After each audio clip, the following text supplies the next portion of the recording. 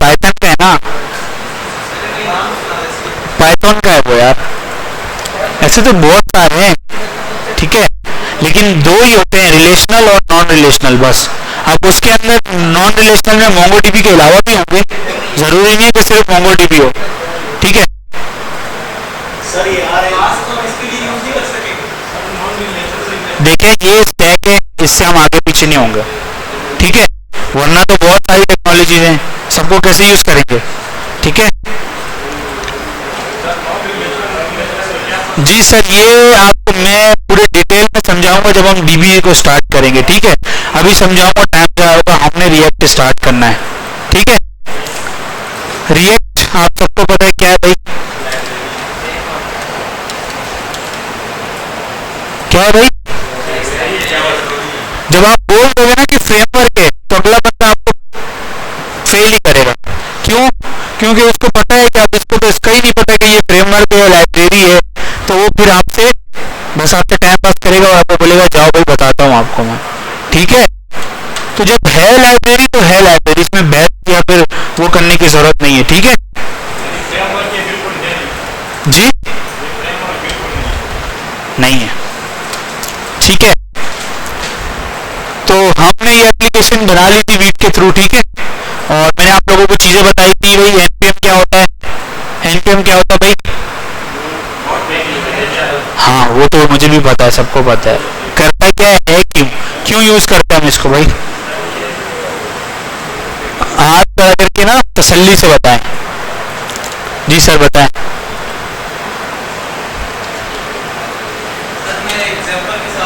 जी sir बिल्कुल, लेकिन ज्यादा टाइम नहीं खाएगा।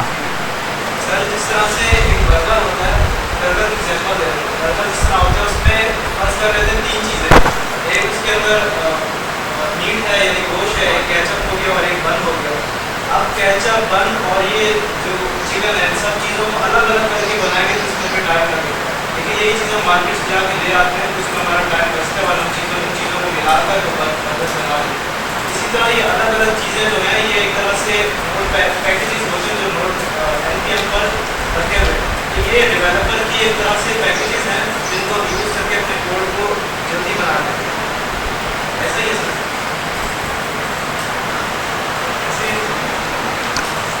ठीक है, समझ आ रहा है ना आप लोगों को? आ गया? ये पैकेजेस नोट के साथ इंस्टॉल हो जाते हैं? नहीं जी भाई, आप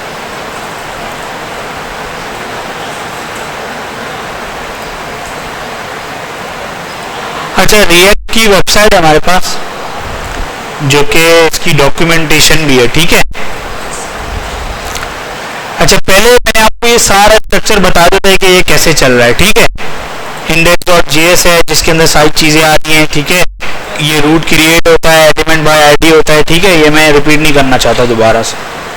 और मेन जो हमारा कोड लिखा हुआ है जो कि डिस्प्ले हो रहा है वो ये वाला है, ठीक है।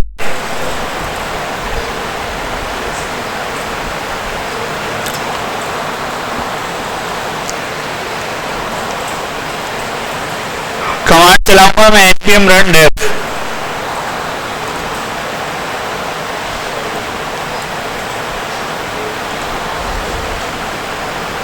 ये आपका यहाँ पे चल गया, ठीक है। जो भी कोड था ना वो यहाँ पे लिखा हुआ था और ये चल रहा है, जिस तरह ये आप क्लिक कर रहे हो सारी चीजें हो रही है, ठीक है। ये बॉयलर प्लेट है, हम लोग इसको क्या करेंगे, रिमूव, ये ठीक है। इस पूरे को उठाओ, इसको कर दो आप रिमूव, सही है। ये कोड भी अभी हमें नहीं करना यूज, ये भी नहीं करना, ये CSS की फाइल है तो कमेंट कर दो, ठीक है भाई। ये वाली लाइन लिखना आपके पास जरूरी है, ठीक है। ये नहीं लिखोगे तो उसको ये नहीं पता चलेगा नीचे जो कोड है वो क्या है, रिएक्ट का है। अच्छा भाई, ये एक कंपोनेंट है, क्या है कंपोनेंट? क्या होता है भाई, एक टुकड़ा, ठीक है। तो कंपोनेंट्स टुकड़े होते हैं, ठीक है, जोड़ के एक चीज बनती है कंपोनेंट्स को, ठीक है। तो ये मेन है, ठीक है, मेन है। अब ये एक टुकड़ा है जिसका क्या है भाई, ये फंक्शन है, फंक्शन बना हुआ है ना ये जावास्क्रिप्ट का। यार आप लोग तो मुंह से ये भी नहीं बोल रहे कि सर थोड़ा जूम कर दो, नजर नहीं आ रहा क्या। यस सर, पूरी बात तो सुन लो मेरी भाई। सही है भाई, ये फंक्शन है, अगर मैं इसको भी हटा दूं तो अब ये देखो नॉर्मल फंक्शन है, ठीक। लेकिन हमें फंक्शन में से कुछ ना कुछ क्या करना है, रिटर्न करना है। तो अभी हम क्या रिटर्न कर रहे हैं इस ब्रैकेट्स के अंदर, अगर हमें कुछ इस तरह रिटर्न करना होता डायरेक्ट, तो हम लोग बगैर ब्रैकेट के ऐसे कर देते, ठीक है, इस तरह। सही जी सर, नीचे को छोड़ देना अभी। अभी आप ये देखें हेलो वर्ल्ड आ रहा है, सीएसएस लगी भी होगी, कोई टेंशन क्यों लेते हो, ठीक है। हेलो वर्ल्ड आ गया, अच्छा। उसके बाद देखो ये रिटर्न हो रहा है। अगर आपको मल्टीपल चीजें रिटर्न करवानी है तो आप इस तरह ब्रैकेट लगाते हो और फिर इंटर करते हो, ठीक है। अगर तो जी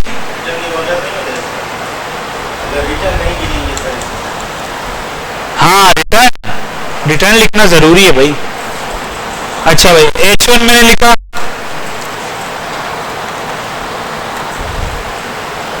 ये क्या है भाई, HTML है ना ये, H2 लिखा। आप ये फंक्शन एक्सपोर्ट कर रहे हो, क्या कर रहे हो, एक्सपोर्ट कर रहे हो, एक्सपोर्ट करते हो और यहाँ पे क्या हो रहा है, ये इंपोर्ट हो रहा है और ये एज अ टैग जा रहा है, ठीक है। क्या जा रहा है, जो HTML का टैग था ना वैसे टैग बन के जा रहा है, ठीक है। ये वैसा नहीं है कि आप जावास्क्रिप्ट में इसको कॉल करो, ये हम रिएक्ट का तरीका है तो ये ऐसे ही लिखते हैं हम, ठीक है। कोई भी कंपोनेंट बनाते हो तो उसको अगर आपने डिस्प्ले करवाना है तो आप इस तरह करवाओगे, ठीक है, एज अ टैग। टैग पता है ना सबको भाई, HTML ये वो टैग है, ठीक है। अच्छा भाई, अब ये कह रहे थे एरर आ गया मेरे पास। अच्छा, जब भी हमें एक से ज्यादा चीजें लिखनी हो ना, रिटर्न करवानी हो, तो हमें यहाँ पे ये फ्रेगमेंट्स डालने पड़ते हैं, ये खाली ब्रैकेट्स, ठीक है। ये जगह भी नहीं लेते और आपको क्या करते हैं भाई, कवर कर देते हैं, ठीक है। इसके बगैर ये नहीं चलेगा, ये आप लोगों ने याद रखना है, ठीक है। अगर ये नहीं डालोगे, फॉर एग्जाम्पल यहाँ पे मैं डिव भी लिख सकता हूँ, ठीक है, और यहाँ पे भी मैं डिव लिख सकता हूँ, चल जाएगा, ठीक है। लेकिन अगर हमारे पास ये सहूलत है तो हम इसी को यूज करते हैं। किसका, ये खाली है भाई।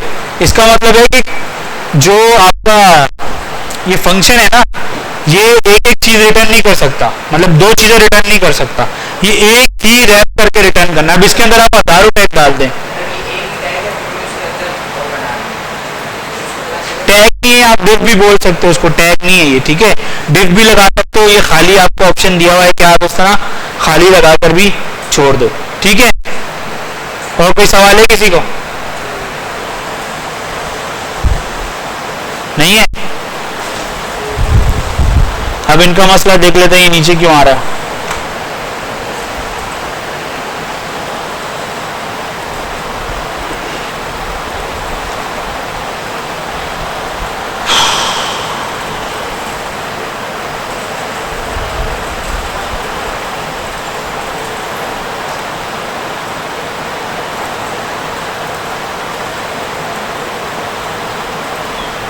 देखिए index.css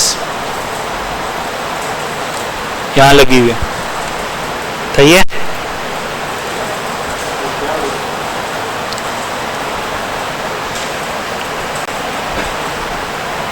सही सर, यहाँ index.css लगी हुई थी, उसको मैंने हटा दिया, सही, ठीक है भाई। कोई सवाल है किसी को? कंपोनेंट बनता है ऐसे, उसके अंदर आप जो ये चीज लिखते हो उसको क्या कहते हैं भाई, ये जावास्क्रिप्ट के अंदर HTML लिख रहे हो ना, इसको हम कहते हैं JSX, ठीक है। इसकी फुल फॉर्म देख लेते हैं आप।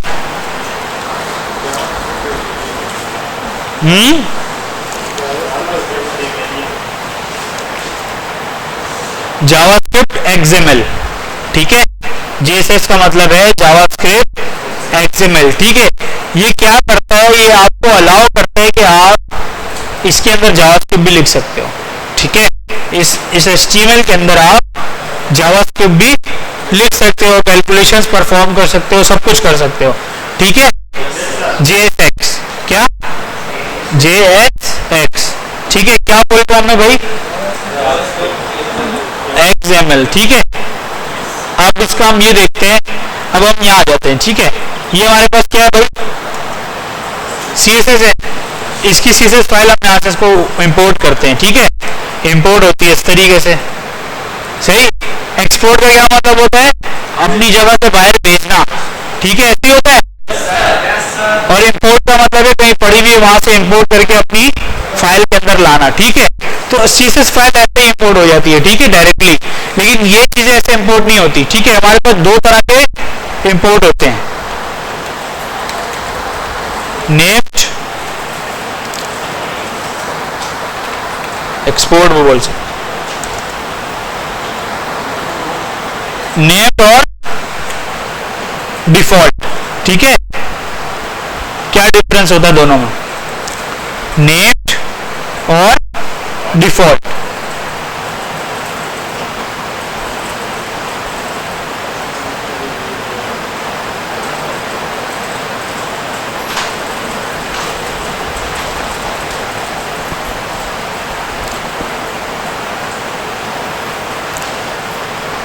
अच्छा भाई, ये कह रहा है what is the default export in JavaScript. In JavaScript a default export is a way to share a single value function or class as the main thing from a file with other parts of the your code, ठीक है। जब आप export default करते हो, आपने क्या किया, इस तरह, ये देखो, एक्सपोर्ट डिफॉल्ट किया आपने और क्या नाम लिख दिया आगे, फंक्शन को। जाहिर सी बात है, फंक्शन या फिर वेरिएबल को किसी जावास्क्रिप्ट फाइल से आप क्या कर दोगे, एक्सपोर्ट करोगे कि वो कहीं और यूज कर सको आप, ठीक है। फॉर एग्जांपल आप एक चीज लिखते हो जो आपने बार बार यूज करनी है, तो आप क्या करते हो, फंक्शन बना के उसको एक्सपोर्ट में लिख के एक्सपोर्ट कर देते हो, ठीक है। तो एक्सपोर्ट डिफॉल्ट क्या करता है भाई, क्या किया इसने, एक्सपोर्ट डिफॉल्ट आपने किया और यहां पे इसने क्या कर दिया, इसको ये फाइल का पाथ दिया और इसने इंपोर्ट कर लिया। अभी किसी भी नाम से इंपोर्ट कर लिया, ठीक है। क्यों, क्योंकि इसने पूरी की पूरी फाइल जो आपका फंक्शन था वो क्या कर दिया, एक्सपोर्ट कर दिया। फॉर एग्जांपल अगर आप यहाँ आते हो इसमें नेम्ड एक्सपोर्ट में, नेम्ड एक्सपोर्ट में क्या हो रहा है कि आप इसको एक्सपोर्ट कर रहे हो और इसको एक्सपोर्ट कर रहे हो, अलग अलग कर रहे हो, ठीक है। एक ही फाइल है ये math.js, एक ही फाइल है, यहाँ पर भी एक फाइल थी और यहाँ पर भी एक ही फाइल थी, ठीक है। यहाँ पे आपने क्या किया है, फंक्शंस बनाया है और उसको क्या कर दिया, एक्सपोर्ट डिफॉल्ट। अब देखो जो जहां इंपोर्ट हो रहा है ना, ये माय ऐड फंक्शन तो कहीं पे भी नहीं है, माय ऐड फंक्शन है कहीं पे नहीं। तो इसका मतलब क्या होता है कि भाई ये चला गया, आप इसको किसी भी नाम से कॉल कर लो और यूज करना शुरू कर दो। लेकिन जो नेम्ड एक्सपोर्ट होता है ना, नेम्ड एक्सपोर्ट, वो आप इस तरह किसमें लिखते हो, ब्रैकेट्स में, और उसका नाम डालते हो। अब इस नाम से ही चलेगा, अगर आप यहाँ पे ऐड की जगह कुछ और डाल दो भी नहीं चलेगा। आई समझ में नहीं है? अच्छा, एक होता है डिफॉल्ट और एक होता है नेम। देखो डिफॉल्ट में क्या हो रहा है, डिफॉल्ट में आपने एक फंक्शन बनाया, ठीक है, और यहाँ पे भी एक फंक्शन बना रहे हो, लेकिन इसको आप डायरेक्टली एक्सपोर्ट कर रहे हो, ठीक है। एक ही फाइल से दो दो एक्सपोर्ट हो रहे हैं, ठीक है। और यहाँ पे क्या हो रहा है कि पूरी की पूरी फाइल थी वो आपने डिफॉल्ट करके एक्सपोर्ट कर दी। तो इसका मतलब ये है कि ये ऐप है ना, ये जहाँ पे भी ये जो फाइल है कॉल होगी, और इसको किसी भी नाम से ले लो आप, ठीक है, कोई भी नाम दे दो। यहाँ पे आप अपना नाम दे दो, ठीक है। और अगर यहाँ पे आके आप नीचे आके कॉल करोगे, नंबर दोगे, ये क्या करेगा, यही काम करेगा जो ये ऐड फंक्शन कर रहा है। इसका नाम से कोई ताल्लुक नहीं है, ठीक है। आपने सिर्फ फंक्शनैलिटी को क्या कर दिया, एक्सपोर्ट कर दिया। अब वहां आप किसी भी नाम से यूज करो, ठीक है। डिफॉल्ट एक्सपोर्ट ये होता है। और नेम्ड में क्या होता है भाई, उसी नाम से यूज होगा, सही है, ठीक, उस नाम के बगैर नहीं होगा। तो अभी देखो ये रिएक्ट है, जब इसने रिएक्ट किया तो सब आ गया, रिएक्ट के अंदर जितना कुछ था सब आ गया। लेकिन अगर यहाँ पर अभी इससे पहले जो हमने रिमूव किया, अगर हमें कोई स्पेसिफिकली चाहिए तो हम क्या करते हैं, या तो हम ऐसे करते हैं, ठीक है, कोई भी नाम दे दो। अभी यूज स्टेट क्या आप लोग को नहीं पता होगा, ठीक है, यूज स्टेट इस तरह भी कर सकते हो आप, ठीक है। या फिर आप क्या करो, डायरेक्ट जाओ रिएक्ट, और मैं यहाँ पे कमेंट कर देता हूँ, रिएक्ट डॉट यूज स्टेट कर दो, तब भी ये चल जाएगा। यूज स्टेट एक फंक्शन है, हम बाद में देखेंगे, सही है। तो डॉट करके भी, डॉट करके आपको पता चल ये क्या है, एज एन ऑब्जेक्ट आ रहा है, ठीक है। और यहाँ पे आप क्या करते हो, ये रिएक्ट का ऑब्जेक्ट है, इसको आप क्या करते हो, क्या है ये, क्या होता है ये ऑब्जेक्ट, जिस तरह अभी हम पढ़ के आए ना यार, ये आपका एक ऑब्जेक्ट है, ठीक है। जावास्क्रिप्ट में हमने टाइम क्यों दिया था इतना, है इसलिए दिया था कि मैं बताऊं आप लोग को ये क्या चीज है, हैं? आप लोगों को खुद बता देना चाहिए ना, ये जो पुराने वाले हैं इन्होंने भी ये चीज पढ़ी है। ए कॉमा बी, मैंने यहाँ ऑब्जेक्ट लिखा तो ए कॉमा बी की वैल्यू आ जाएगी, आएगी नहीं आएगी? इसको क्या बोलते हैं, ऑब्जेक्ट डिस्ट्रक्चरिंग, ठीक है। बहुत यार आप लोग नालायक तरीन लोग हो, प्रैक्टिस नहीं करते हो घर जाके, सही है। कुछ जिसने बताया आपको नहीं बोल रहा, लेकिन जिसने नहीं बताया आपको पता होना चाहिए। मैंने हजारों दफा रिपीट किया है, सही है, लेकिन नहीं, क्या कर सकते हैं, ठीक है भाई। ये क्या हुई है, ऑब्जेक्ट डिस्ट्रक्चरिंग। नहीं करना तो आप डायरेक्ट रिएक्ट करो और डॉट करके एक्सेस कर लो, ठीक है। नेम और डिफॉल्ट अब भूलना नहीं चाहिए आप लोगों को, ठीक है। और ये आपने एक्सपोर्ट कर दिया, जैसे ये ऐप, ये मेन है, ठीक है। फिर मेन और ऐप इतनी है, यहाँ पे जाके क्या हो जाता है, राइट हो जाता है। कहाँ पे हो जाता है ये आप लोग को पता है, index.html में रूट का डिव है, इसके अंदर राइट हो जाता है जाके, सही है। मेरे एक जगह पे इंटरव्यू हुआ था, उसने मुझसे कुछ भी नहीं पूछा, उसने कहा ये एप्लीकेशन इंस्टॉल करो और मुझे इस पूरी एप्लीकेशन का वॉक थ्रू दे दो कि रिएक्ट चलती कैसे।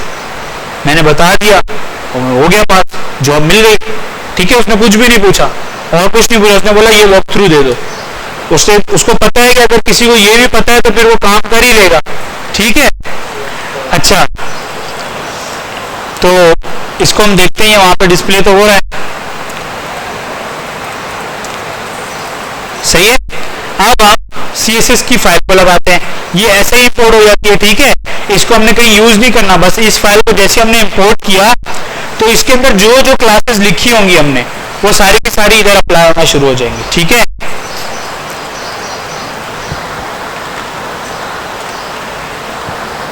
अच्छा जी, मेन को मैंने कहा इसका जो बैकग्राउंड कलर है वो ये हो जाए, ठीक है। अब मेन क्लास यहाँ भी लगा सकते हैं हम, इसको हम यहाँ भी लगा सकते हैं और यहाँ भी लगा सकते हैं। इसको लगाने के लिए फिर हम डिव दे देते हैं यहाँ पे, ठीक है। डिव दिया, यहाँ आप क्या लिखोगे, क्लास नहीं, यहाँ अब आपको लिखना पड़ेगा क्लास नेम। क्या लिखना पड़ेगा, क्लास सिर्फ नहीं चलेगी, क्लास नेम। क्लास किसमें चलता है, HTML में, ये JSX है, ठीक है। तो यहाँ पे आप क्या दोगे, क्लास का नाम, क्लास का नाम क्या है, चलना चाहिए इसको, ठीक है। बॉडी पे नहीं अप्लाई हुआ है, ये मेन डिव पे अप्लाई हुआ है, तो डिव इतना सही है तो इतना ही नजर आएगा हम, ठीक है। तो इस तरह आप CSS भी अप्लाई कर सकते हैं, ठीक। कोई सवाल, कोई सवाल नहीं है, गुड।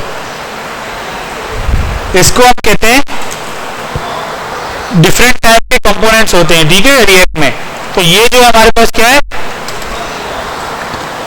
फंक्शनल कंपोनेंट, ठीक है। अभी हम फंक्शनल कंपोनेंट देख रहे हैं क्योंकि फंक्शन बनाया हुआ है ना आपने, तो ये फंक्शनल है। एक तरीका तो इसको ये है डिफाइन करने का, और दूसरा तरीका भी है हमारे पास, constant f is equal to arrow function return, ये रिटर्न करवा दो।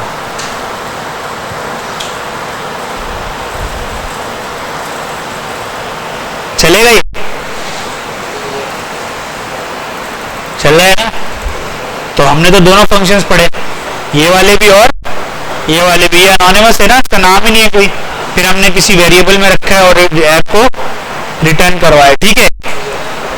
ये फंक्शनल होते हैं, मैं यहाँ लिख रहा हूँ ये चीजें, ठीक है। और दूसरा क्या होता है भाई, जो कंपोनेंट का नेम होता है ना, वो हमेशा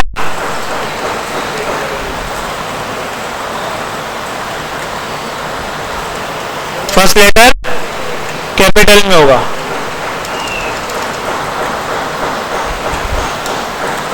ठीक है,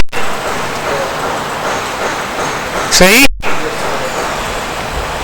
अगर इसको हम ऐसे कर दें, ट्राई करें, चलना तो इसको चाहिए, चलेगा चलेगा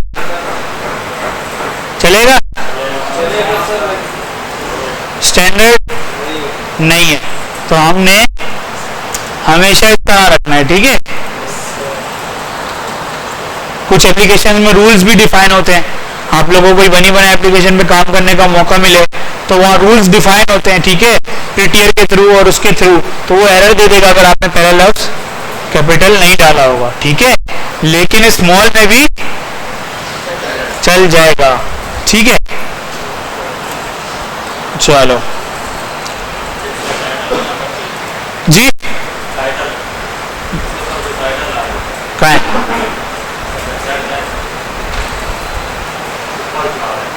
हाँ, ये कहाँ से आएगा? हाँ, ये कहाँ से आएगा? हाँ, यहाँ से आएगा ना। ठीक है, सही। तो हमारे पास अभी जो हम पढ़ रहे हैं वो कौन सा है भाई? Functional component.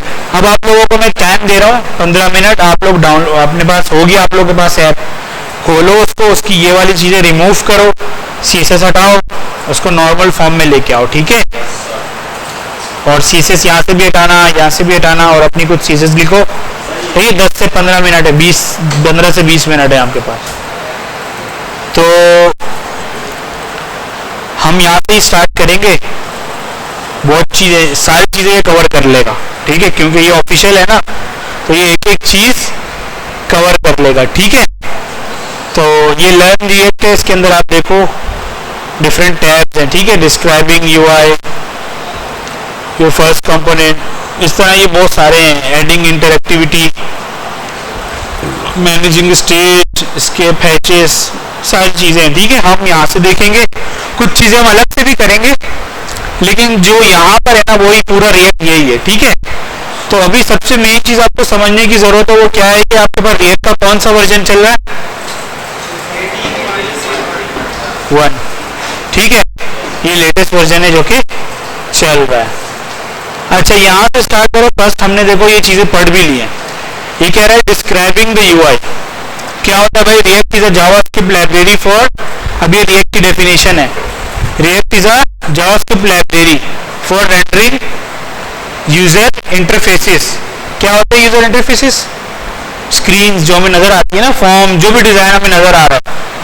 तो user interface is build from small units like button, text, images. मतलब एक पूरा यूजर इंटरफेस बनने के लिए स्मॉल स्मॉल क्या होते हैं? कंपोनेंट्स या फिर यूनिट्स होते हैं। ठीक है, उनको आप जोड़ते हो तो क्या बनता है? पूरा एक user interface. React lets you combine them into reusable nestable components। reusable का क्या मतलब होता है? दोबारा इस्तेमाल कर सको आप। ठीक है, फॉर एग्जाम्पल एक बटन का आपने क्या बनाया है? कंपोनेंट। अब आप उसको 1000 जगह यूज करो, आपकी मर्जी है। ठीक है, क्या? और बाकी फिर नेस्टेबल कंपोनेंट्स क्या होता है भाई? एक के अंदर दूसरा कंपोनेंट, और इसकी बात हो रही है। ठीक है, from websites to phone apps, everything on the screen can be broken down into components. Website से लेके मोबाइल ऐप में जो स्क्रीन हमें नजर आ रही होती है, हम उनको ब्रेक डाउन कर सकते हैं अलग अलग कंपोनेंट में। In this chapter you will learn how to create, customize and conditionally display React components. इसमें ये सीखेंगे कि हम कैसे क्रिएट कर सकते हैं कंपोनेंट्स, जो कि अभी हमने किया भी है। कैसे हम कस्टमाइज कर सकते हैं और कंडीशनली डिस्प्ले कर सकते हैं, मतलब किसी कंडीशन की बेस पे आप डिस्प्ले कर सकते हो। फॉर एग्जाम्पल, कंडीशन की बेस पे डिस्प्ले करना कैसे होता है? अगर आप जीमेल पे लॉगिन हो पहले से ही, आप ब्राउजर बंद करते हो, दोबारा ओपन करते हो, आप डायरेक्ट कहाँ चले आते हो? कहाँ चले आते हो? जीमेल के इनबॉक्स में उधर चले आते हो, अगर आप लॉग्ड इन हो। और अगर आप लॉग्ड इन नहीं हो या सेशन एक्सपायर हो गया, तो आपको क्या नजर आता है? लॉगिन का पेज नजर आता है ना, तो ये कंडीशनली है ना, देखो दोनों चीजें पड़ी हुई है कोड के अंदर, कब क्या दिखाना है इसको कहते हैं कंडीशनली रेंडरिंग, ठीक है। अब ये है हमारा चैप्टर जिसके अंदर हमने सबसे पहले क्या क्या पढ़ना है, ये सारी चीजें, ठीक है। सबसे पहले योर फर्स्ट कंपोनेंट हमने देखा ना, हमारा फर्स्ट कंपोनेंट था, अच्छा ये कह रहे हैं JavaScript React applications are built from isolated piece of UI called component.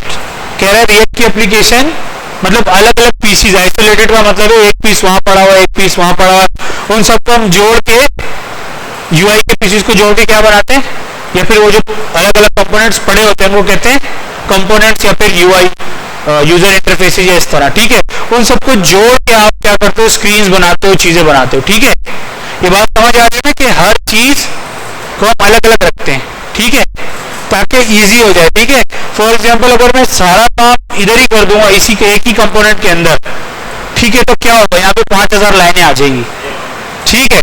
फिर जब आप ढूंढने बैठोगे तो आप और 5000 लाइनों को आप ये भी नहीं कर सकते कि अगर एक कंपोनेंट आपको अच्छा लगा तो आप कहीं और भी यूज कर लो, वो भी नहीं कर सकते आप, क्यों, क्योंकि आपने सब कुछ एक ही जगह पे लिख दिया। अगर आप इसको एक्सपोर्ट करते हो तो सब जाएगा, ठीक है। इसीलिए आप क्या करते हो, अलग अलग कंपोनेंट्स बनाते हो और उनको यूज करते हो, ठीक है। किसी को समझ नहीं आए तो दोबारा पूछ सकता है। हाँ भाई ना भाई, टुकड़े रखे हुए अलग अलग, उनको जोड़ते हैं, जब हमें जरूरत होती है हम दो टुकड़े जोड़ के एक स्क्रीन बना लेते हैं, ठीक है। अगर एक स्क्रीन में कुछ नया काम आता है तो हम एक नया काम करते हैं, बाकी दो टुकड़े पुराने वाले कोड से यूज कर लेते हैं, सही है। हर दफा आप चीजें खुद नहीं बनाते, जो पुरानी होती है उनको यूज कर लेते हैं, ठीक है। अच्छा, components can be as small as button, component मतलब सबसे छोटा बटन भी हो सकता है, और as large as an entire page, एक पूरा पेज भी हो सकता है। फिर उस पेज के अंदर आप जाकर देखोगे तो अलग अलग और कंपोनेंट्स होंगे, लेकिन अगर आपने कहीं पे जोड़ना है पेज को या कहीं पे आपने डिस्प्ले कराना है तो पूरा कंपोनेंट भी पेज, अगर ये पूरा पेज है तो वो भी कंपोनेंट कहलाएगा। या फिर हम क्या करें, अलग अलग बटन्स बना लें और यूआई पे कुछ बना लें, जो भी चीजें करना हम आगे देखेंगे, हमें समझ आएगी। सब कुछ हो सकता है सर इसके साथ, लेकिन अभी हम ना वो पढ़ रहे हैं, हम सिर्फ ये पढ़ें कि रिएक्ट चलता कैसे, ठीक है। तो हमें इस पर भी फोकस करना है, बूट स्ट्रैप, टेलवेंट, जो करना चाहो कर सकते हो, ठीक है। हम टेलवेंट यूज करेंगे। कंपोनेंट्स हो गया, अच्छा। Here is a gallery component rendering 3 profile components. अब देखो, एक कंपोनेंट हमने बनाया, ठीक है, एक कंपोनेंट बनाया ना, अभी हम देख के आए यहाँ पे, इस तरह ये बना हुआ, सेम एज इट इज ये कंपोनेंट है, और यहाँ पे क्या हुआ, तो यूज किया है, जिस तरह आपके कंपोनेंट को यहाँ यूज किया गया है ना, एक्सपोर्ट इंपोर्ट करके, तो सेम वही हम यहाँ पे भी कर सकते हैं, सेम फाइल में भी हम कर सकते हैं। तो हमें क्या करना पड़ेगा, हमें एक्सपोर्ट करने की जरूरत नहीं पड़ेगी। फॉर एग्जांपल ये प्रोफाइल उठाया आपने, app.js में आया, आपने यहाँ पे इसको ऐसे बना दिया, वैसे ही है ना जैसे ऊपर वाला बना हुआ था, या कुछ डिफरेंस है इसमें। और इमेज का टैग रिटर्न किया, सोर्स हमने जो है ना ऑनलाइन को इमेज दे दी, और ऑल्ट में हमने नाम लिख दिया, ठीक है। इसमें कुछ नया है, इसमें हम टाइम ज़ाया नहीं करेंगे HTML की चीजों में। तो अभी आप लोग अगर नहीं समझ आती तो फिर रिवाइज कर लीजिएगा ये जाके, और कुछ बिल्कुल नया आया तो मैं रिवाइज करूंगा। फिर हमारे पास एक सेक्शन का टैग रिटर्न कर रहे हैं, कर सकते हैं हम ये रिटर्न, और फिर हमने H1 बनाया और प्रोफाइल को 3 दफा यूज किया, तो क्या होगा, 3 दफा डिस्प्ले होगा या नहीं होगा, या एक ही दफा हो जाएगा। हाँ, एक दफा वाला है कोई, क्या बता वो सही हो, है कोई, किसी के दिमाग में चल रहा हो कि भाई एक दफा हो जाएगा, नहीं है कोई भी, देख लो। आवाज तो आई थी कि एक होगा सर। चलो, ये जो ऐप है ना, इसको हम यहाँ पे बंद कर देते हैं और नई चीज रिटर्न कर देते हैं। अब देखो सेक्शन के अंदर है तो आप यहाँ पे हजारों चीजें लिख दो, कोई मसला नहीं होगा, ठीक है, क्योंकि एक ही कंपोनेंट जो टैग है वो रिटर्न हो रहा है, ठीक है। सो तो इस वजह से कोई इशू नहीं होगा। अगर हम इसको बाहर आगे पीछे लिख दे तो मसले हो जाएंगे, सही है। इस तरह